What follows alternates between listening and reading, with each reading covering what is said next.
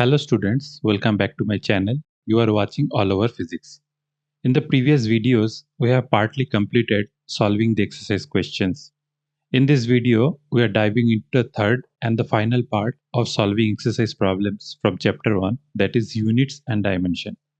We'll focus on solving the remaining challenging questions step by step, helping you build a strong conceptual understanding of how to apply units, dimensions, and the fundamental principles in physics problems. In this video, while solving problems, we will use many dimensional formula directly because we have derived all these formulas with detailed explanations in our previous videos. Do watch them for better understanding. So let's start. But before proceeding further, please subscribe to my channel and like the video.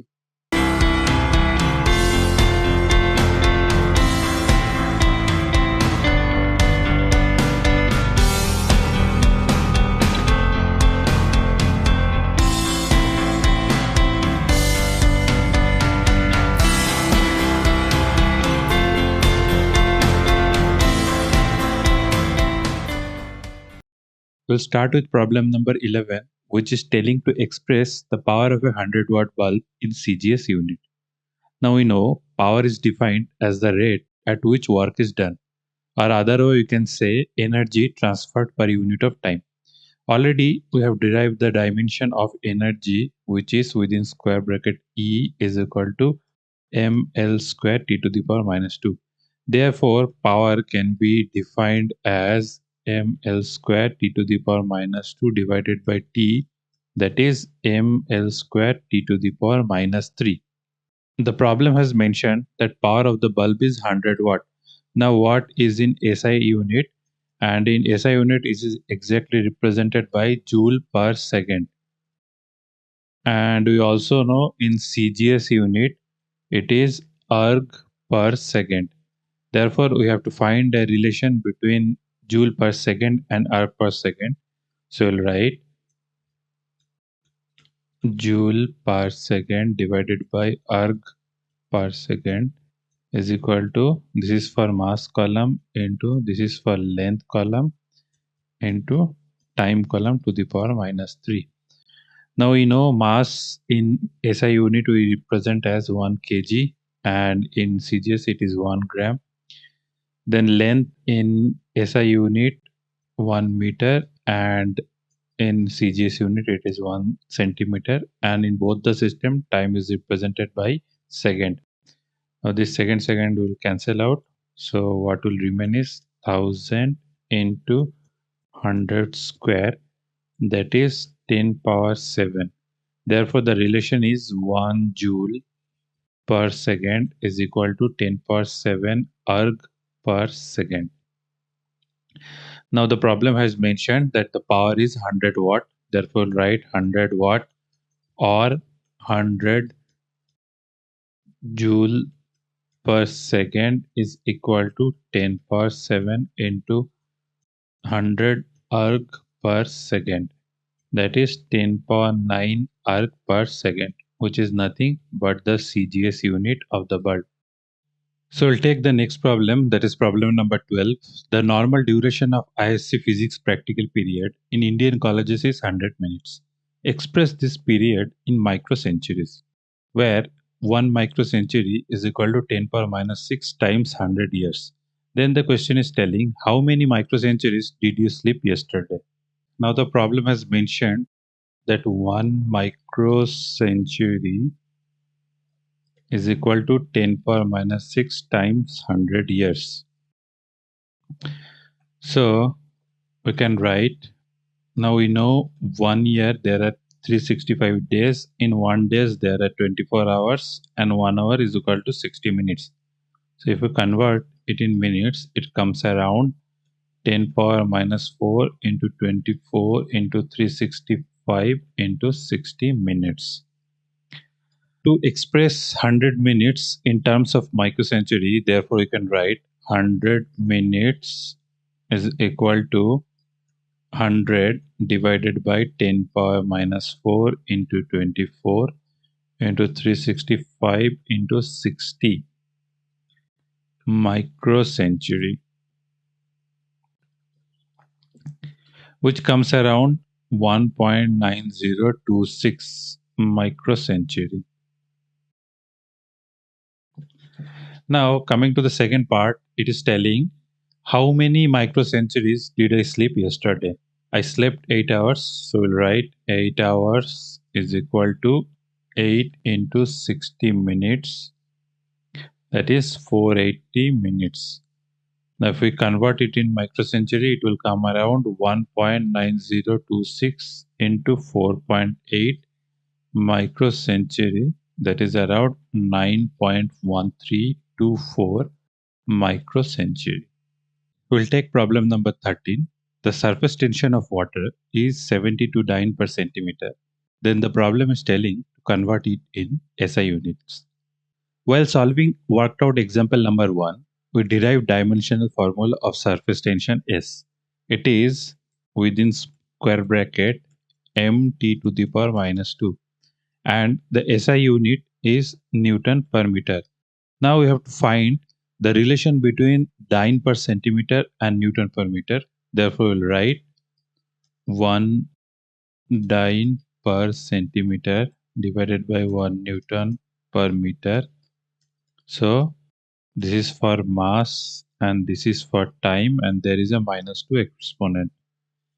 Now we know in CGS system, unit of mass is gram, whereas in SI system it is kg. And in both the system, time is represented in second. So it will be 1 gram divided by 1000 gram, that is 10 to the power minus 3. Therefore, we can write 1 dyne per centimeter is equal to 10 power minus 3 Newton per meter.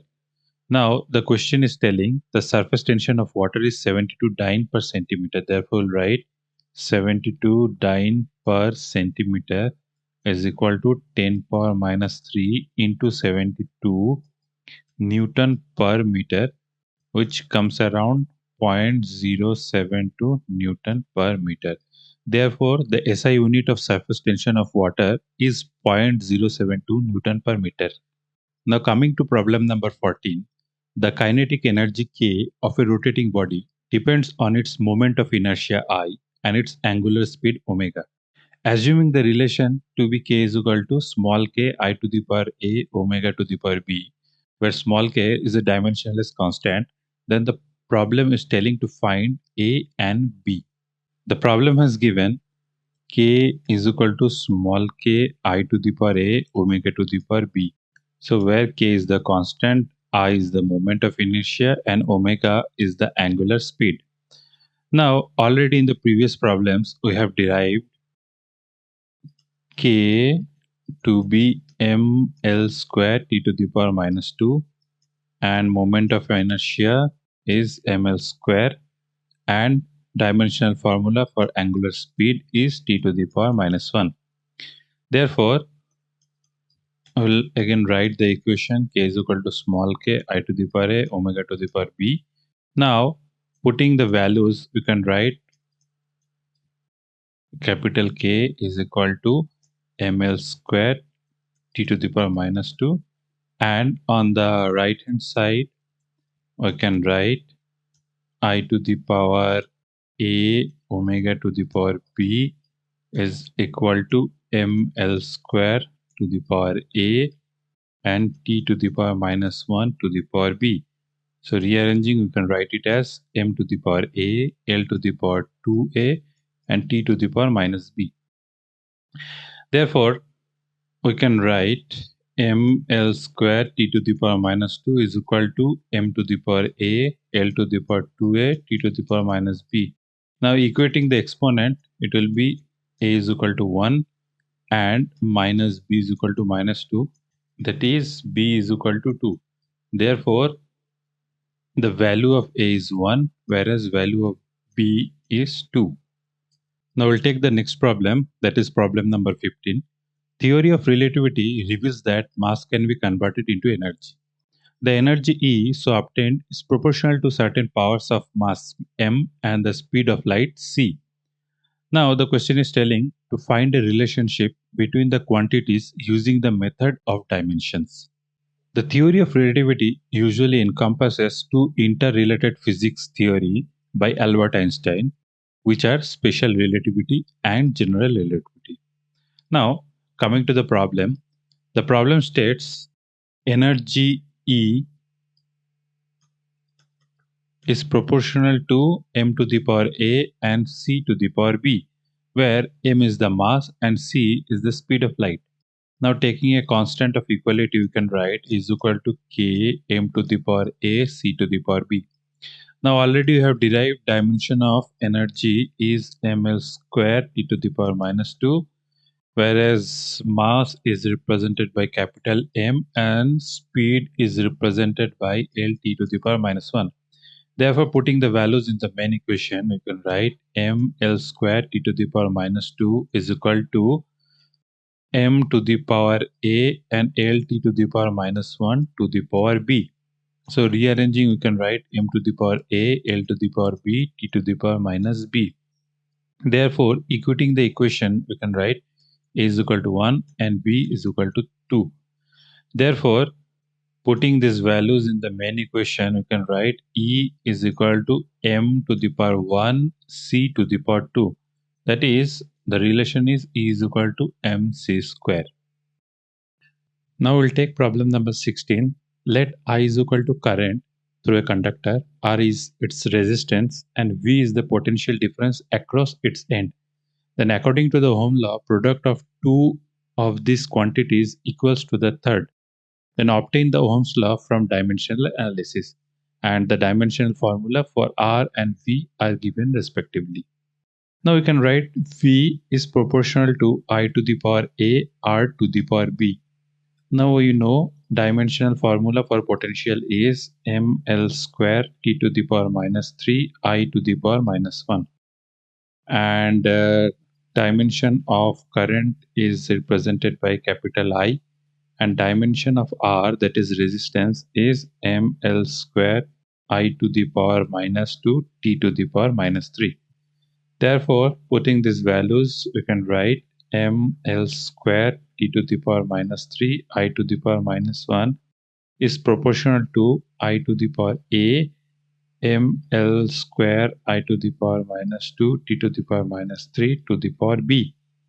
So rearranging, we can write ml square t to the power minus 3 I to the power minus 1 is proportional to m to the power b, L to the power 2b, I to the power a minus 2b, and t to the power minus 3b.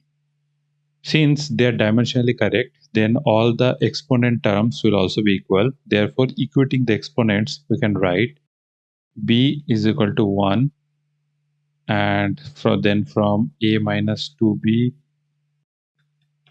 is equal to minus 1, we can write a is equal to 1. Therefore, we can find that v is proportional to I to the power 1 and R to the power 1. That is, v is proportional to IR. Coming to problem number 17, the frequency of vibration of a string depends on the length L between the nodes, the tension F in the strings, and its mass per unit length m. Now the question is telling to guess the expression for its frequency from dimensional analysis. Now the problem is telling frequency is proportional to L to the power A, F to the power B, and M to the power C. Now we know dimension of frequency is t to the power minus 1. L is represented by capital L. F is ml t to the power minus 2. And m is the mass per unit length, that is m divided by L is the small m, and its dimension is represented by ml to the power minus 1. Therefore, I will write on the left hand side we have t to the power minus 1, L to the power A, then ml t to the power minus 2 to the power B, and ml minus 1 to the power C. So rearranging, we can write it as m to the power b plus c, l to the power a plus b minus c, and t to the power minus 2b. Therefore, equating right hand side and left hand side, we can write b plus c is equal to 0, a plus b minus c is equal to 0, and minus 2b is equal to minus 1. Therefore, you can write b is equal to half, a is equal to minus 1, and c is equal to minus half. Therefore, putting these values, we can write f is proportional to L to the power minus 1, f to the power half, and m to the power minus half. Rearranging, we can write 1 by L square root of f divided by m. Now coming to problem number 18, we have to test whether the equations are dimensionally correct or not. Now we'll take the first equation, that is h is equal to 2s cos theta divided by rho r g. Now the equation has already mentioned that h is the height, s is the surface tension, rho is the density, r is the radius, and g is the acceleration due to gravity. Now already we have derived dimensions of all the terms in our previous videos. So we'll write them one by one. First is the surface tension, which has dimension of mt to the power minus 2. Then comes rho, it has dimension of ml to the power minus 3. Then comes the length, which is represented by capital L. Then comes acceleration due to gravity, which is represented by Lt to the power minus 2. Therefore, on the left hand side, there is height whose dimension is L, and on the right hand side, putting all these values, we can write it as mt to the power minus 2 divided by ml to the power minus 3, then come else, then lt to the power minus 2. So we can write it as mt to the power minus 2 divided by m l to the power minus 1 t to the power minus 2. Finally, it comes to L. Therefore, we can see that LHS is equal to RHS, which is nothing but L. Therefore, the equation is dimensionally correct. Now, the second equation is V is equal to square root of P by rho, where V is the velocity, P is the pressure, and rho is the density. So on the left hand side, first we have velocity, and we know dimension of velocity is Lt to the power minus 1. And on the right hand side, first we have pressure. Pressure is represented by ml to the power minus 1, t to the power minus 2, and rho is represented by ml to the power minus 3. Therefore, putting these values on the right hand side, we can write it as square root of ml to the power minus 1, t to the power minus 2 divided by ml to the power minus 3, which comes down to L square t to the power minus 2, and finally we can write it as Lt to the power minus 1. Therefore, we can see that LHS is equal to RHS, and the dimension is Lt to the power minus 1. Therefore, you can say that equation is dimensionally correct. Now, the third equation is capital V is equal to pi p r to the power 4 t divided by 8 nl, where V is the volume, P is the pressure, R is the radius, T is the time, N is the coefficient of viscosity, and L is the length. So on the left hand side, we have volume, and dimension of volume is L cube. Then on the right hand side, first we have P, that is pressure, which is represented by m L to the power minus 1, T to the power minus 2. Then comes the radius R, which is represented by L. Time is represented by capital T. Then N is represented by m L to the power minus 1, T to the power minus 1. Then comes L, which is represented by L.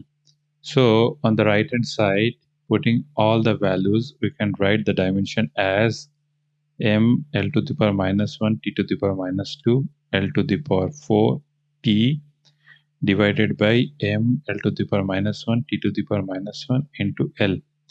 Therefore, this term will cancel out, and finally what remains is L cube. Therefore, we can say in this case also, right hand side is equal to left hand side. Therefore, this equation is also dimensionally correct. Now coming to the final equation, that is frequency is equal to 1 by 2 pi square root of mgl divided by r, where m is the mass, g is the acceleration due to gravity, l is the length, and I is moment of inertia.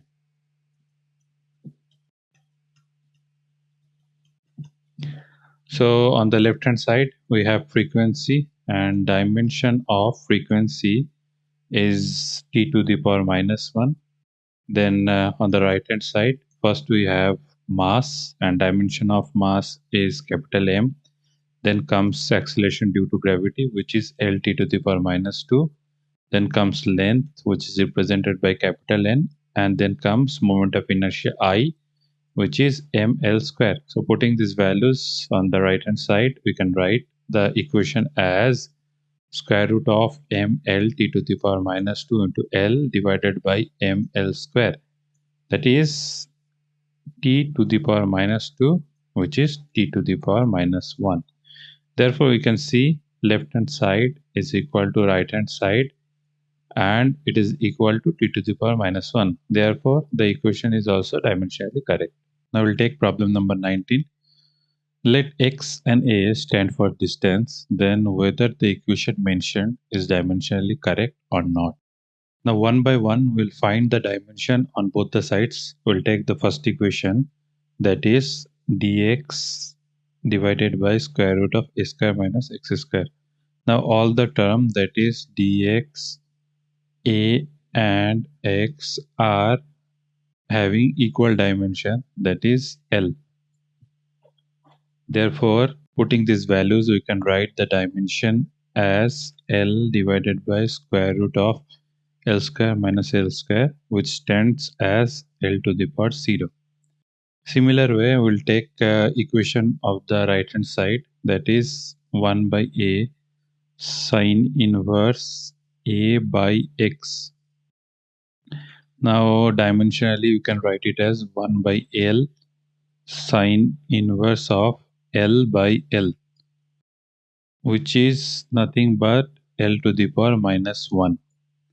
Therefore, we can see that on the left hand side, we got dimension as L to the power 0, whereas on the right hand side, we got dimension as L to the power minus 1. Therefore, LHS is not equal to RHS. So, the equation is not dimensionally correct. Alright students, that's it for today's lesson. I hope you found it helpful and learned something new. We'll start our video with chapter 2. If you enjoyed the video, please make sure to hit the like button. And if you're new here, don't forget to subscribe the channel for more contents every week. Thanks for watching All Over Physics. See you in the next video.